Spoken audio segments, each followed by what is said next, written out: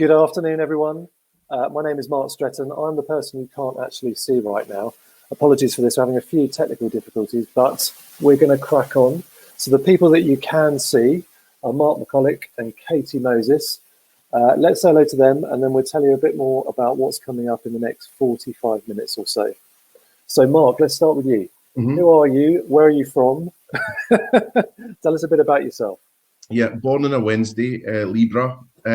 So yeah, I mean, very, very quickly, obviously Scottish, and there was no jobs there, so moved down to take some of yours. And yeah, just went through the marketing ranks, really. So music magazines, then into digital, so lastminute.com, bit of finance, Barclaycard, and then into hospitality with Yo Sushi, Pret, and a few others. And then started a couple of agencies and consultancies and dealt in brand, marketing, digital, social, and sometimes employee engagement because that links as well. So that's it. Yeah, that's me. Thank you very much. And Katie, tell us a bit about yourself. Hi, that sounded like a blind date intro, Mark Stretton. Katie Moses, I'm the MD and founder of Cam Media. We're a research agency. We work primarily in hospitality and grocery retail. Been running that agency for 6 years now. Prior to that, I was 6 years at another agency. And prior to that, I did a few stints at various different places, including a terrible, terrible time at the Daily Express working for Richard Desmond. But the less said about that, the better. And yeah, essentially, that's the agency that I run now. And yeah, we do a lot of work with pubs, bars and restaurants.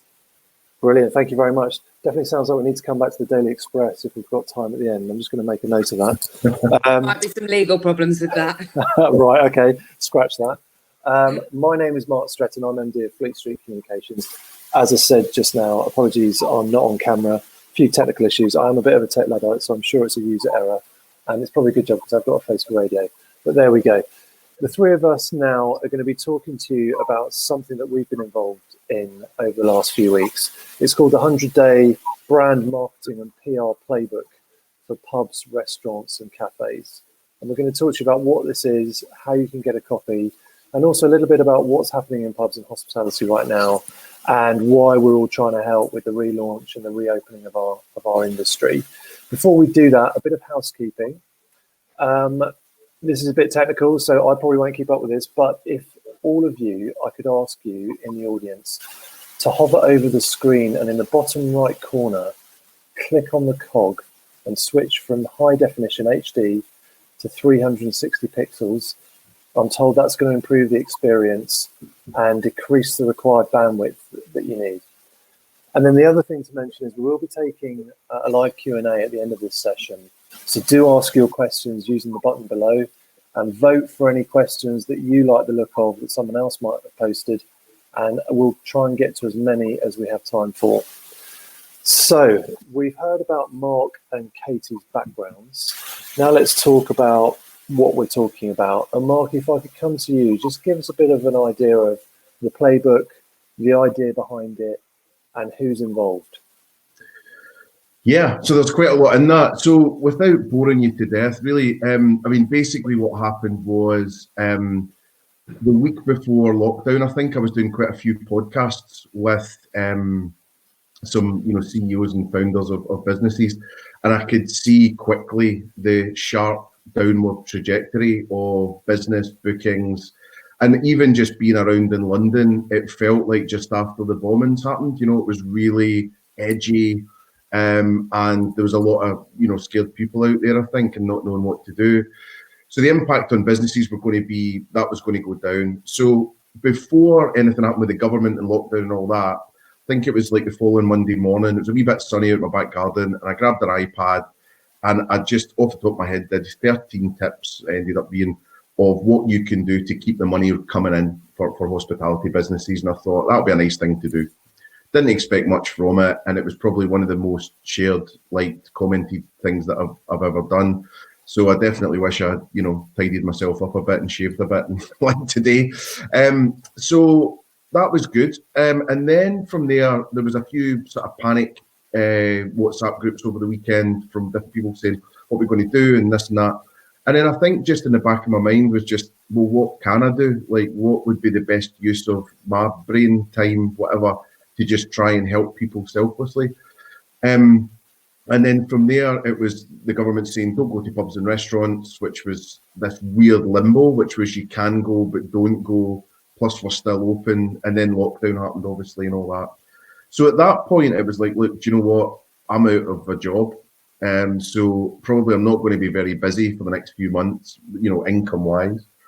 And the best thing I could do is just keep going. And it was as much for me and mental health and, motivation and keeping in touch with and keeping your brain going, as much as, trying to genuinely help people. And I've always wanted to, and this is the start of this process with you all, but I've always wanted to write like this perfect marketing playbook, because over the years, I've come up against so many people that make marketing difficult, or they make it mystified, and I was never classically trained, I was dodgy schooling and even dodgy university and all that. And it took me like the 20 years to plug it all together.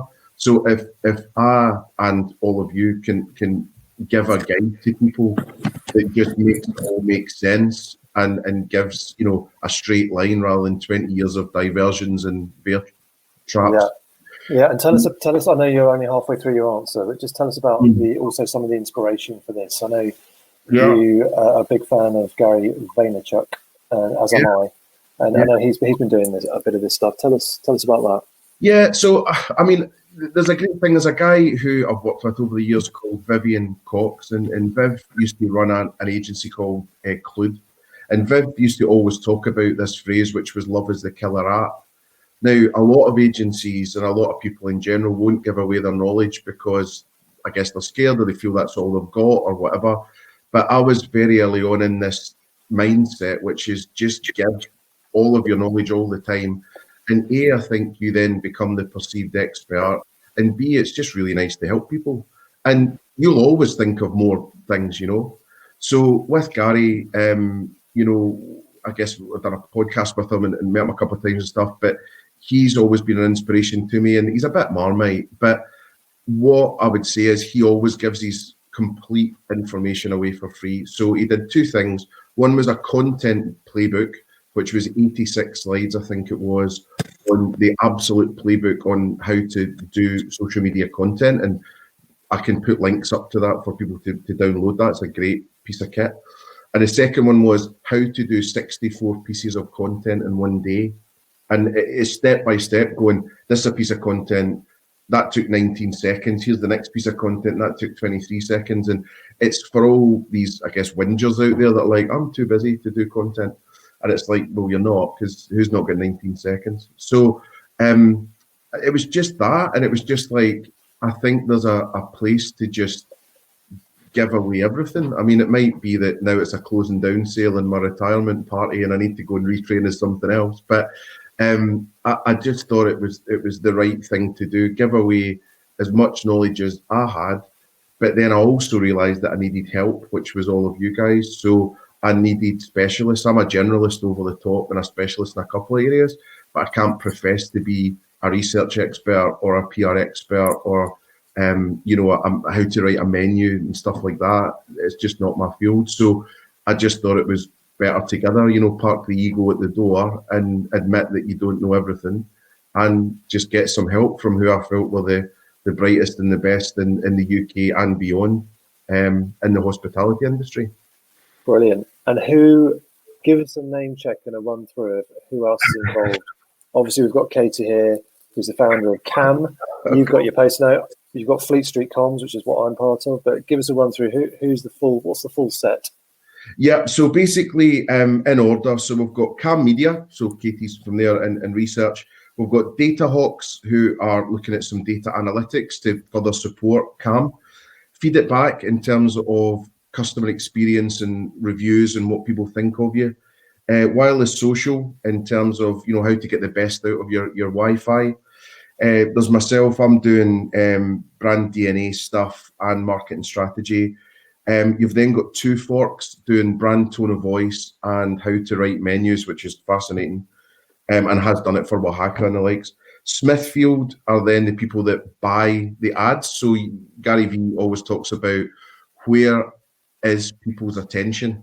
So Smithfield are the people that once you know where their attention is, they place ads they go and buy all the media, whatever it is, side of a saved dog, social, whatever, doesn't matter. And then bums on seats, which is what it says, which is basically pre-booking sales, which I think a lot of hospitality businesses don't do enough of. And I think I'd like to see more hospitality businesses having bookable spaces. But I think it's going to be a necessity, really, that people will want their own space that they own for the short term. Studio Nomad on design. So Stu over there, he did like the Jaggy Lion on the Premier League and all the Sky Sports branding and all that. Fleet Street Communications, your good selves, helping us on PR, and then Nemo doing digital and social in there. So it is a bit of a beast. It's 240 pages. There's about 150, 160 grand worth of time and information in there. And basically, what we've tried to do is just make it digestible, in every chapter. It's not too hard to read, although it's long. But it should be fairly simple for most people to be able to get stuck into. Yeah, and we'll get into more of this a bit further through the conversation, but just, Katie, perhaps I'll come to you now. Tell us why. What is the kind of imperative for people, whether they're operating one venue or 500? Why have we done this now? Well, I mean, when Mark gave me a call and asked if I'd like to be involved, my immediate response was yes, of course. Why would I not want to be involved? It's exactly as Mark just gave. He gave a really graphic description of what happened as we watched the industry basically, go up in flames over a course of a couple of weeks. And we don't just work in this industry to make millions, because we don't make millions, because that's not the right industry to be in if that's what we wanted to do. We work in this industry because we love it and we love the people in it. And I've said to people before that it's the only industry you can work in where the primary goal is to make other people happy.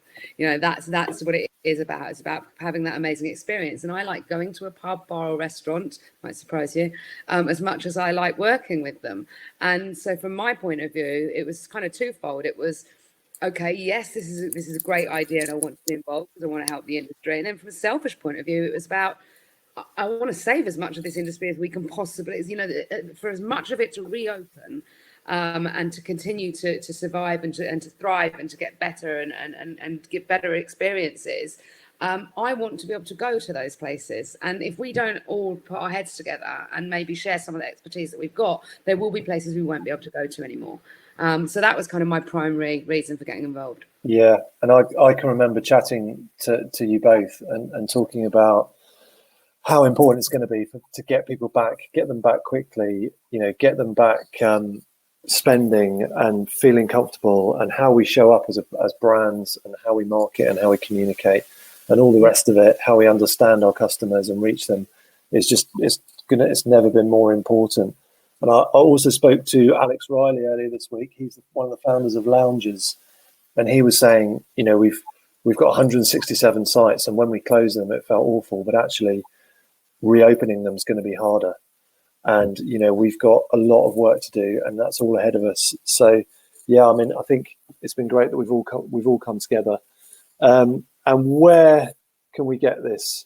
Tell people how they go about getting it, and then we'll get a bit more into the sections and what's going on. Well, I think actually below us on the screen there is a link that says download the 100-day playbook. So that's very clever.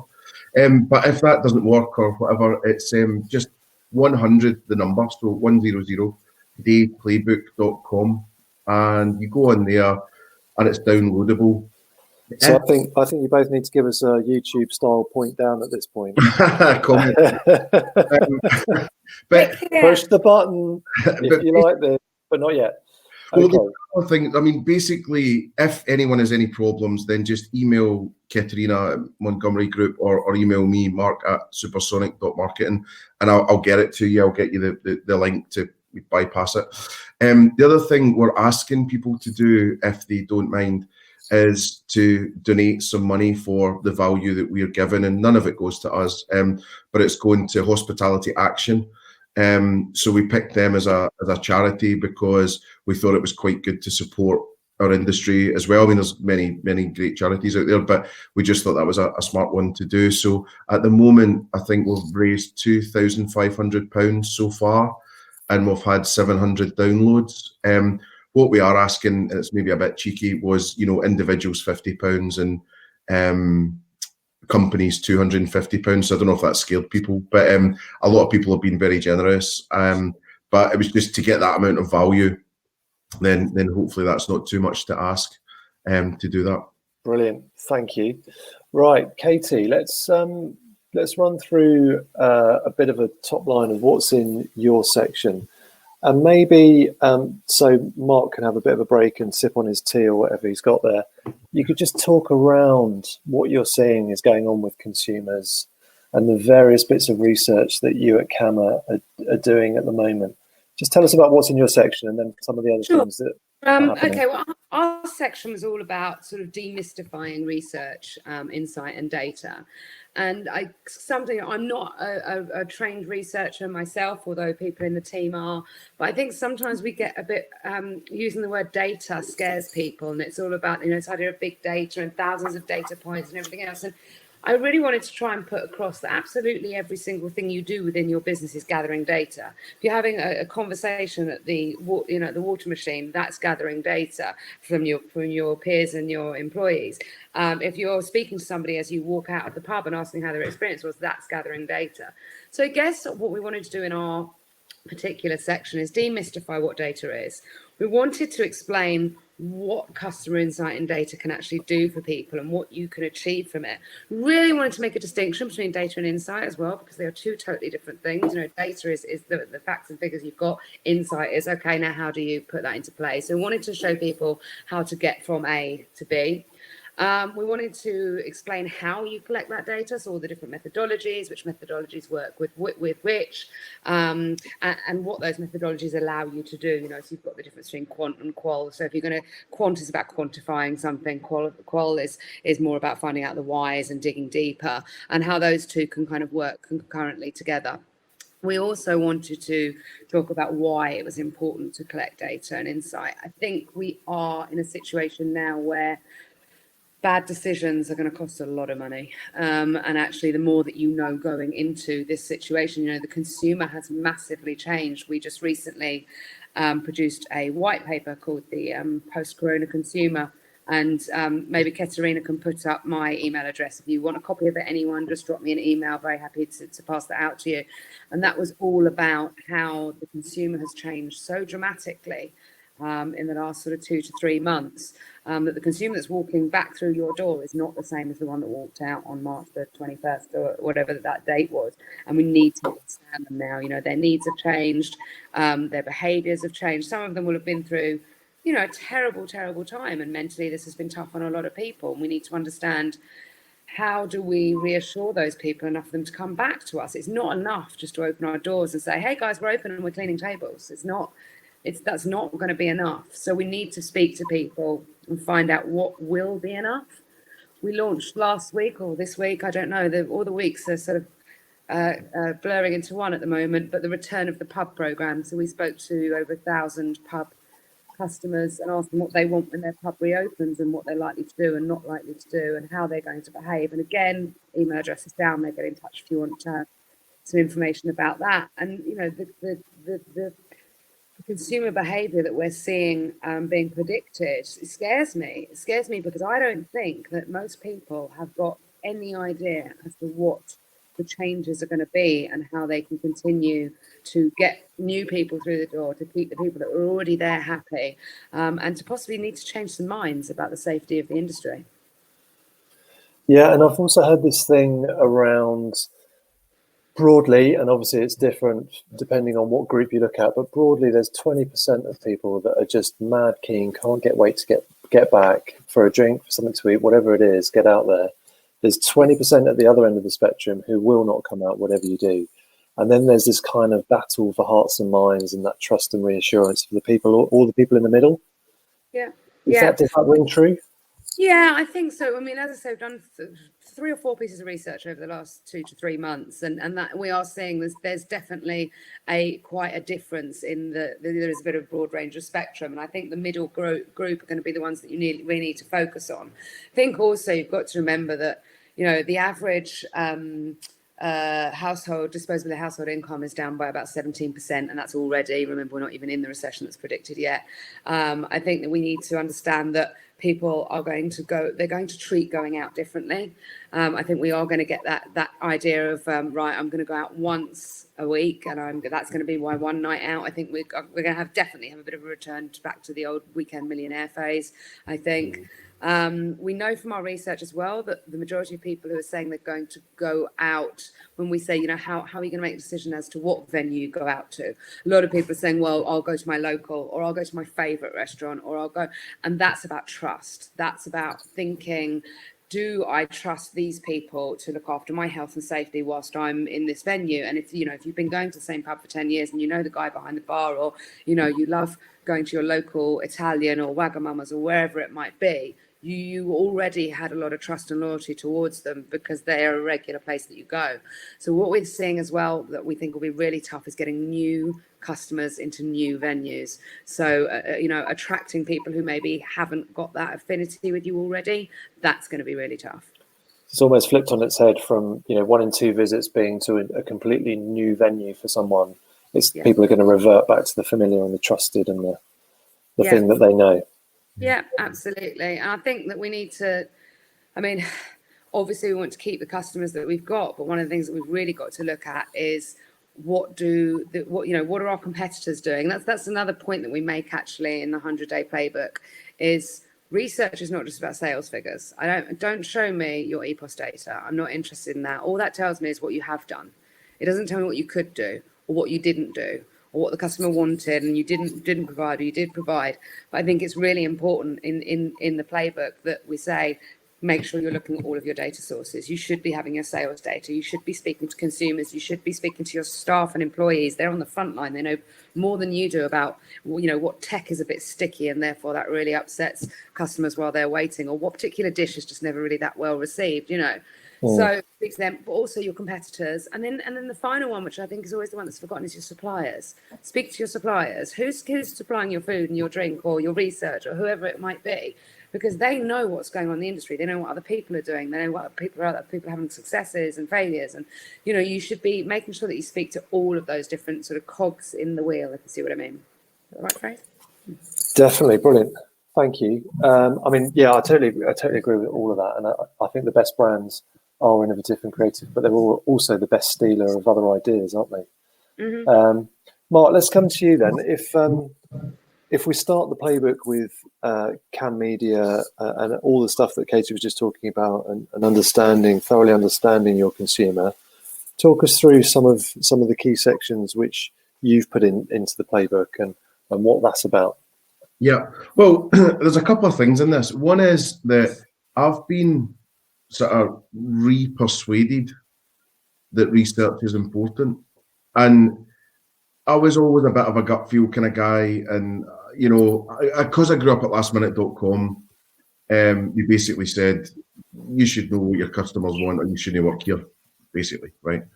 Which there's some truth to that. If you do everything that research tells you, you'll go another way as well, But through Katie pummeling me on all her points about research, and through me, I'm studying a second mini MBA at the moment, and again, the marketing professor's hammering it into you that you start with the customer. So just a point on the whole book, what I can't get away from is no matter which section you're looking at, you need to know who your customer is. You need to know who they are, what they want, and another part of the reason for doing the book, and I'll go on to sections in a sec, is there's a fundamental lack of marketing discipline in our industry. And it's not that it's anyone's fault. It's just the fact that a lot of marketing pros, in terms of people that have, done the marketing degrees and all that, en masse, go to industries where they can make more money. So what happens a lot of the time is that we are grown from within, and then the ops teams tend to bully you, right? Because basically they go, you become a promotions person, and that's a very different thing from being a brand and marketing person. So hopefully this document will give people in marketing some confidence about this. I mean, there's lots of ways to do it, but this is a good way to do everything well. But also it might get founders on board and it might get ops on board to actually have some confidence in marketing, if it's done well. So, there's a reason why Louis Vuitton is quite good as a brand, it's because they've started with the customer, they've started with the research, they've understood it. So that was the part of the fundamentals as well. So in order then, you start with the customer, we've got a bit of analysis coming through, and then we've got a bit on what your customers are saying about you and how to get the best out of your guest Wi-Fi, which again is data collection rather than insight in a lot of ways. But then the next phase, and it's usually the phase I start with, but now I'm changing my mind, is brand DNA. So basically, you have to know what your brand stands for. Now, what happens is I have a lot of these meetings and I'll say about research and they'll go, nah, just skip that. We know all that. Right, what's next? Well, you need to define your brand. Do you know what your brand DNA is? Yeah, no, I know that. Yeah. And they just want to get to the end, which is, how we're going to get a few more covers in on Friday night or Monday night. And there's a couple of things on that. One is my dad used to fix boats, right? That were the engines were the size of your house. There was 10 steps to then going in and fixing the part. But he was even saying he had clients that were like, yeah, forget the first 9 steps. Can you just be Tinkerbell and go into the middle of that thing and change, And if you could do that, everyone would do that. So, you need discipline. That's the thing about marketing. And then the second thing is Alex Ferguson, ex-Man United. He said the reason why they were so good at the time was they only ever thought about 3 years' time. They never thought about this Saturday. And that's a big fundamental issue with hospitality. And it's obviously more important now to get people in short term and all that. But you need both the short and the long. And too many people deal in yesterday's sales. And, so this is to get you away from that. So define your brand, and there's 8 steps on that. And then there's a very thorough video on that. And if I'm doing that, that costs between 15 grand and 65 grand to do that bit of work. And that is your gift. That's for free. It's a major piece of work, isn't it? So yeah, so it only took 20 years to be able to do it overnight or whatever, but it's all there for you. It genuinely is a gift to you, and I want you to use it. And any questions, just hit me up. So then you find out all the parts of your brand, and that means your positioning, your core consumer, your USPs. And be really honest. Have you got any USPs? And then there's people that say, "Oh, my USP is my people." And it's like, well, you ain't got more arms or more legs. So how's it your people? So, you need some real hard evidence here to say why. And if you don't have USPs, it's totally fine. Then that's when the work starts. You figure out what you could do to have those USPs, And then you get into tone of voice. So you're starting to then think about brand development. What do you sound like? What do you look like? And then that's where Two Forks Annika comes in terms of that tone of voice and how you speak. The best brands in the world have got a voice, so Nike, Innocent, Channel 4, Google, Apple, all the rest of it. You'd know them if they spoke to you. So, it's that whole thing. And then there's the look as well. And then going on from there, you start getting into marketing strategy. So it's actually a lot of work from the MBA, stuff that I've chucked in there, not to make your head explode, but to show the process. And one of the best things that you can possibly do is forget your business for a sec, but segment the entire market and see how much value is in each segment, step back from it all and see what ones you're attracted to, see what ones you get really hot under the collar about. And maybe you need to change who you're actually targeting to. And actually, a lot of people just target to everyone. And then they only use their own channel. They don't pay for any amplification. They don't pay for any PR. But if you're putting out a social post, for example, 0.7% of people could see that social post. So, you might as well open the front door, shout out and come back in. So from that perspective, it's about all these things working together. It's not a linear thing. It's not a singular thing. It's about seeing the whole orchestra, if you like, playing together, socially distanced. So there's that. And then you get into media planning. So you've got your messaging maybe as part of the brand stuff. So then it's like, well, where am I going to put that? And then it kind of flows through from there. I'm trying to think where. Oh yeah, and then Amber's piece just at the end, which is absolute bullish, hard and fast. Pre-booked sales. That's what you want. So I'm so excited about that, because if restaurants, cafes, whatever, pubs, bars, name it, can get bookable spaces in there in some way, it just completes the digital loop, and that just makes everything so much more simple. I think it's going to be absolutely crucial. I think people, the Dog and Duck is going to be booking a drinking space at 2:00 in the afternoon, because that's the only way you can do the social distancing. And venues, in order to work, are going to have to be full in the realms of social distancing, meaning 50% of what they would normally be full at. So I think that booking of that space is going to be absolutely crucial. So everyone needs to get on that. Oh, and then the only other thing, sorry, tucked in there is local marketing. So I've put my local marketing course in there, which is, again, a gift to say, here's a process of how you can market from the inside out to, and that's hard and fast sales. It's not marketing waffle or brand fluff or anything like that. I mean, this is hard and fast. And that's your donut, isn't it? With the rings, I should say. Yeah, it's sort of I don't know. It's like a Target. It's like no, it's a donut. it's like it's a concentric circles, and then you just work out of them. And that's from being inside the four walls of the venue, coming outside, going down the road, 500 meters out, and at each of those points, how do I reach my audience? That's it. So that's brilliant. And then I think we pass over to you guys and PR and stuff. Yeah, and I think what we do, what we've done in our section is just underline, a bit about what is earned media, as we would call it, or PR, where you're actually getting something onto a website or into social media or into a publication, a magazine or a newspaper, and you're earning your place there. The content is so good that it gets in there on its own. But the starting point for us is everything that you two have just talked about.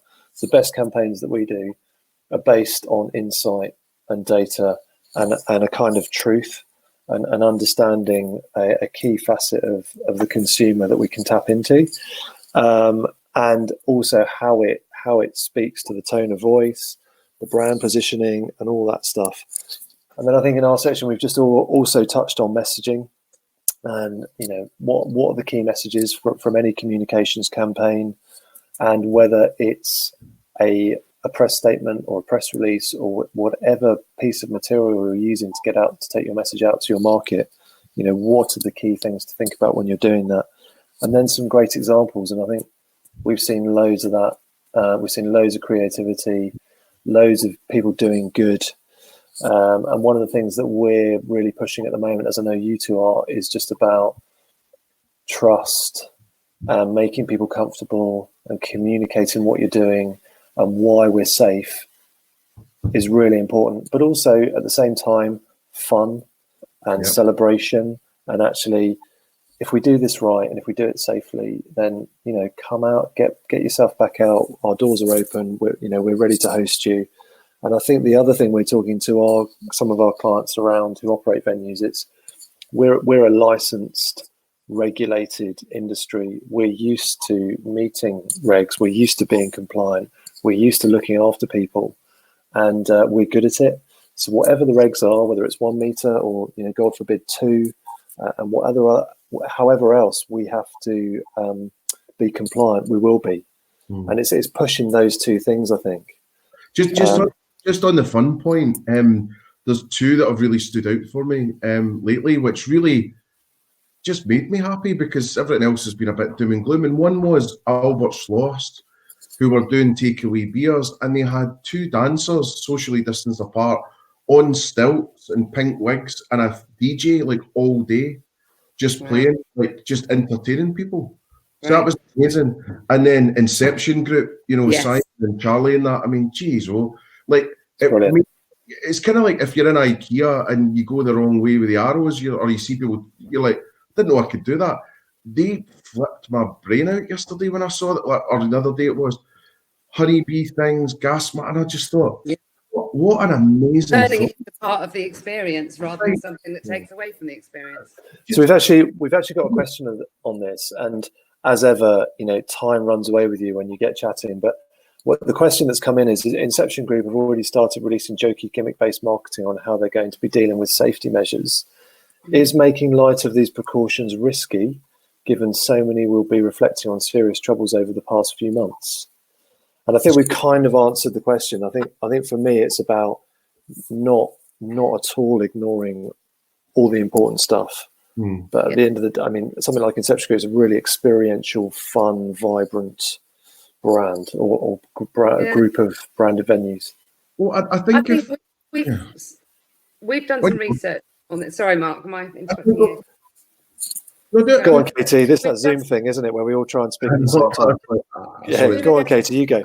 We've done some research on this actually that we got back this week, where we asked people what are the sort of top 10 things that you want to see from a pub or bar when you go back in, and really interestingly to me, and this is not necessarily me. I'm not a doctor. I'm not giving any advice, but really interestingly, PPE and masks and gloves was right down the line to other sort of safety and cleanliness ideas. I think it was, something like 10th out of 12 when it comes to pubs and bars. Very, very different when you go into supermarkets, which is an area we also do some work in. But I think the point to make there is, Mark, yes, of course, we know that some people are going to have gone through some tragic circumstances. Of course, we're going to have to be very careful with people's mental health and how we reintegrate customers into our venues. But we also do have to remember that hospitality is exactly that. It's hospitable, and to not have somebody smile at you when you come in, to not be able to really read someone's face. I think that is, and obviously individual venues will need to make up their own minds unless the government puts in a guideline about this. But I don't think that what Inception Group are doing is making light of it. I think it's making the best of a situation that they're in and actually staying on brand with their messaging, which is all about that fun and experiential. And I think that as long as that's done in a sensitive way, I think that's great. I think that works. Let's not have anyone dressed as doctors and nurses, please, guys. That might be taking it a bit too far. Yeah. Well, I think they've just skirted the right side of the line. And it's because it's authentic and it's right, and it's right for them. Whereas if as you're saying, the Dog and Duck and Old Man's Pub did it, then I think it would be a bit of a bit of fly in the face of it, But I think it seemed like like when Lego Star Wars happened, you thought, oh, of course, I think Inception Group doing that, it felt natural. I've not seen too much kickback. Just a point, by the way, I just want to say, Steve Homer down the right hand side has said many small business restaurants just don't have the budget for the type of marketing you're suggesting. Steve, that's the whole point of this book. We're basically saying self-serve. There's so much that you could do on your own, under your own steam. Don't hire expensive consultants. Don't hire, because we know you can't afford it right now. Most people can't. So what we're saying is we're really trying to give you this information, to help you kickstart things on your own, and maybe pulling in friends, family, favours. I guess we can't do much more than that, but there's no minimum spend or anything or maximum spend on this document at all. It's like you writing a questionnaire and photocopying it and giving it to your customers. Yeah, I agree. And I think it's been really interesting through this sort of 3 months or whatever it's been. We've seen some kind of what we might have considered old-fashioned, tried and tested techniques coming back to the fore. It's the return of the leaflet through the front door, which has been really helpful. Whether it's the cafe or the pub, here's what we're doing, here's why we're safe. I've seen a return of the lamppost marketing. I've seen lots of people say there's lots of things on lampposts where local businesses are just telling people what they're up to via the lamppost, and all sorts of other stuff where people are just doing really practical stuff in their locality to just drive a bit of messaging and a bit of talkability about what they're up to. So just the point is, if you read the book, if you join the Facebook group that we've got as well, so if you search for 100-day Playbook on Facebook, and also if you watch all the videos, it's all there for you. And honestly, anyone could do it. We're really trying to make this as good and as easy as possible. And you've got access to us through email or through the Facebook channel or on our social media channels, and we're just here to help you. So, you know, we absolutely don't want you spending thousands on marketing. It's street fighting marketing now. It's sharp end stuff. Absolutely. And, you know, just do as much as you can on your own. Yeah, and Steve, I can just see your messages going down the side. We'll definitely be spending our days off in local restaurants and pubs. Every one of them, every single one. Evenings, mornings. If you want to check out what Inception Group are doing, they're fairly active on Twitter, and their Twitter handle is @Inception_group. So they're doing some really interesting stuff. Guys, we're just about there with the time. If there's any last questions, please put them up, and we'll try and get to them. One from me is, you know, if there was one thing that you could encourage people to do, one sort of top tip, what would that be, guys? And let's go with Mark. Download the book. Obviously. I guess that's a bit flippant, but my point is there's 127,000 UK hospitality businesses out there that will complain when they close or if they close. There's only 700 people have downloaded this booklet, and a lot of them are agencies trying to see what we're up to. So, you know, like, save yourselves, you know, please download it, please share it with anyone you know, even if they've got a wee coffee cart somewhere, just please give it to as many people as you can, because it will help someone. And the worst case is, you know, if you've got a wobbly table, it'll probably sort that out, you know, as well. But in terms of real answers, I really think it is that getting your brand fit and in shape. And by that, what I mean is, if you were I bet you weren't amazing before you closed. There was things you could fix. Now's the chance to fix them, and that is asking your customers, asking your staff, and just really understanding what people think of you, positively and negatively, and it will work out really, really well. Yeah, it's a great time it's a really tough time. We all know that. But what choice have we got? This is what we're dealing with. This is where we're meant to be, and it's a great time for renewal, isn't it? And looking at what you were not doing great, what you were doing great. Katie, top tip from you. Obviously, you've got to download the Playbook. Obviously, you've got to make a ridiculously large donation to Hospitality Action. Download the Playbook, make a large donation to Hospitality Action. From a research point of view, look at where are you getting your insight from, and make sure you are covering all your bases. So your sales data, you know, I mentioned it earlier, your sales data, your customer consumer data, your staff and employees, your suppliers, your competitors. Make sure you've got a really rounded view of insight so that you're not missing any areas. That would be my research recommendation. And I really agree with what Mark's just said as well. You know, do look at, no one's perfect. You know, take this opportunity to fix the things that possibly weren't quite so good, but speak to your customers first and find out what they wanted you to fix. Brilliant. One from me would be, or two from me rather, just to repeat what I've said. If you're messaging in your venues or in your normal channels, you've got to push trust, you've got to build confidence, why you're safe, what you've done. And then you've got to give people reasons to come out. You know, it's celebration, it's fun. Yeah, I think Mark calls it, what's your most craveable product on your menu? What's your best selling drink, or what's your best cocktail? Whatever it is, you know, push that stuff out there. Get people excited about coming back. You know, this is going to be a really welcome for most people. I know most people can't wait. We were having this conversation the other day. Most people can't wait for that first cold glass of something. You know, so let's just talk about that. Let's just remind people what they've been missing. Yeah. Guys, well, very quick, Mark, sorry, there's a question came in, I think it's from Steve Hoare again, maybe, but it said, no shows, what would you suggest, bear in mind that covers will be reduced, booking only, take a deposit? I mean, I would potentially go brave on it. You know, if someone really wants that spot, they'd probably be willing to pay. I would, you know, I mean, research could tell if people are, but it's a bit like, people have got to understand the situation that you guys are in, and hopefully the right types of customers will support you in that. So if you've got to put 50 quid down to get that space where you'll be comfortable, safe, you're in control with an app, all these things. Yeah, so I'm I would be all for it. Like, we've all got to sell that. We've all got to sell that space as treasured space where you're going to be able to enjoy yourself. You're going to be able to relax. You're going to be safe. And I think it's like that 30 cover Michelin starred restaurant. They've only got 30 covers to sell every evening. Well, we're all in that. We're all in that boat now, where we've probably only got in these socially distanced times 40 spaces, 50 spaces, whatever it is to sell at any one point. So if you want it, we're probably going to need a deposit. Show us the money. Show us the money. Right, guys, we're out of time. Just remind everyone where they can see more of what you're talking about. Twitter. You obviously download the playbook just here. Push the green button. Otherwise, it's 100dayplaybook.com. 100, the numbers. Yeah. 100dayplaybook.com. Mark, where can people follow you? So I'm at supersonic_Inc. And if you've got a free Friday night, I've got a radio show for a bit of indie music. So come and have some fun on there. Nice plug.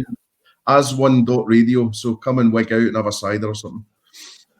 Awesome. Katie? I'm on Twitter, so at Katie with a Y, Katy, Cam Media, KAM Media, and then our company site, company page that I always forget is Cam Media Insight on Twitter. So yeah, come find us and come and interact with us, come and ask us some questions, and yeah, we'll do all that we can to help you install that playbook, so download it. Excellent, thank you. I am Mark Stretton, all one word, on Twitter. And if you want to follow Fleet Street Communications, that's Fleet Street Com with 2 M's. And we're on Twitter and you can follow us there. Guys, thank you very much. We're out of time. Just a few things to tell you before we all disappear. So this series of webinars are recorded. So if you know anyone that couldn't make it live, but you think they might want to watch this, then you can just click on the link above called the Montgomery Group Series. And you can check out everything that's been coming on here throughout the period. And then coming up, we have Unlocking Export Opportunities Post-COVID at 3 p.m. with the Food and Drink Exporters Association. And then at 4 p.m., we've got Change for Good, Developing Brand Integrity. And that's an interview with William Chase, the founder of Tyrrell's Crisps, Chase Distillery, and Willie's ACV Drink. So if you want to hear more from William Chase, who is a bit of a genius, check that out at 4 p.m. But that's it from us for now. Thanks very much for watching. Do download the playbook and do give to Hospitality Action. Thank you. Thank you.